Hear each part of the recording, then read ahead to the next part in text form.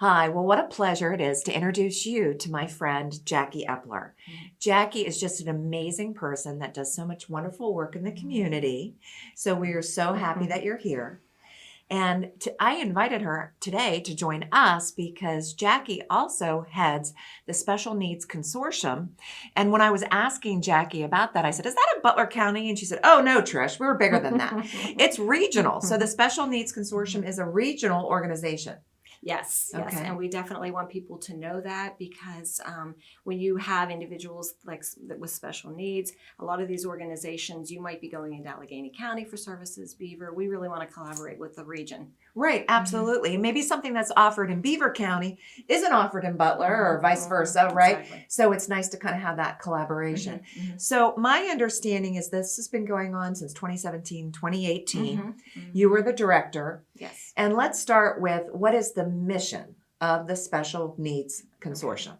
So the mission of the Special Needs Consortium is to support the organizations that serve individuals and families with special needs. So we want to support them so that they can support the individuals and the families through the work that they do. And we do that through networking, through advocacy, and through promotion. Okay, awesome. How many special needs organizations would you say are members? We currently have over 100 organizations that are part of our membership. And we have, mostly they are in Butler, Beaver, and Allegheny County. We reach as far as to Washington County, to Erie, and we've even had people participating from the other side of the state. Wow. So there was a need for this. Yeah, there was definitely a need. Okay. Yeah. So you were talking about all of the work that the organizations can do when they come together, right? Stronger together. That's absolutely the truth. So now you do have meetings. Yes, we do. And you meet, if I remember correctly, every other month?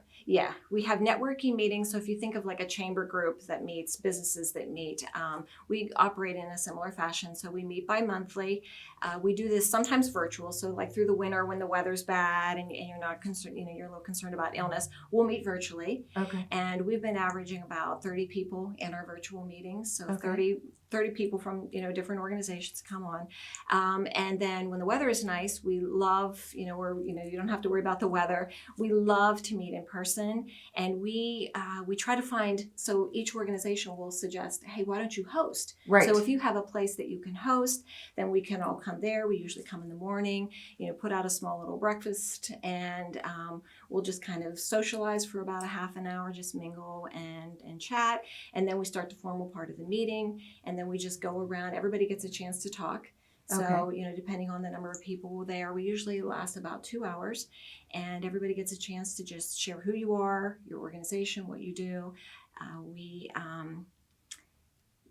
And I tell the people that host, it's just a great opportunity. If you have an organization and people don't know about you, this is like great advertisement. So you bring in, 30 people that represent and work for special needs. Then next thing you know, they can go tell all of their families and individuals. So it's a great little promo. So we will start in-person meetings. We have them set from May through probably November. We'll be meeting in person. Where can individuals that are listening to that want to get involved, where can they go for more information? So our website is specialneedsconsortium.org. Okay. And if you go there, there's just a real easy place that you can just, hey, I want to know about your organization, and you can just put in there. And then once we know that you've reached out, then we'll reach back to you. To be a member of our organization, all you need to do is just say, hey, I want to be a member. Tell us about your organization, what you do, and then we can list you as a resource and a member of our organization. And then we can direct families and other organizations, hey, go to our website and you can see all these organizations and what they do. And so that's the best way. I have a niece that's actually starting a nonprofit organization, and I directed her to it because I saw you had a wonderful directory. Yeah. Right? Of here are members, here's what they do, here's the contact information and their names, emails, and everything. So absolutely a great resource. And we just had one of our board members just took a lot of time to go and check all of the lists to make sure that the contacts are accurate. She's reached out. She's actually brought on, that's why I'm not quite sure about our count right now, because she just brought on 30 new contacts for our website. You're growing. So we're growing. And what is the cost to be a member? There's no cost to be a member. Oh, wow. No, we just, we're a volunteer organization right now.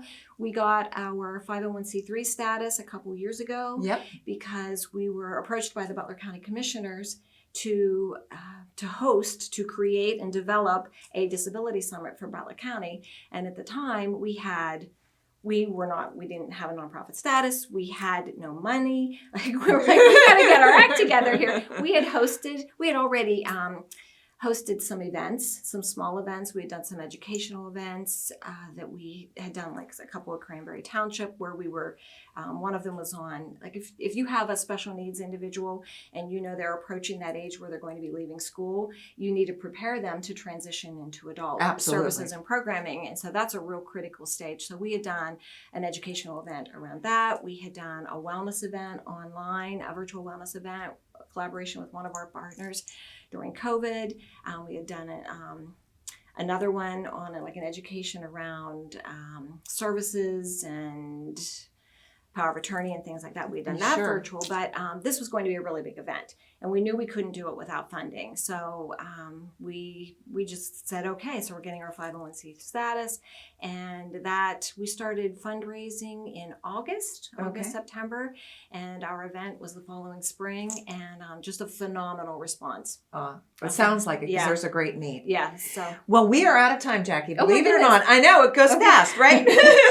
Yeah. Just a quick plug to follow us on Instagram and Facebook, and because our partners are always posting stuff, and we share it on our social media. So please do. And I'll just close with, I know they're interested in organizing another disability summit. That would be in 2024. If you want to get involved, she needs your help. Yeah, we definitely. Thank you for being here, and thanks for all you're doing. Sure thing. Thank you.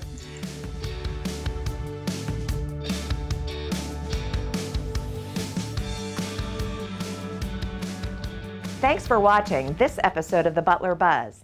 If you want to see more, just click on the playlist button up here. To keep up to date with all of Armstrong Neighborhood Channel, click on the subscribe button down here. Hey, I suggest you do both. See you next time.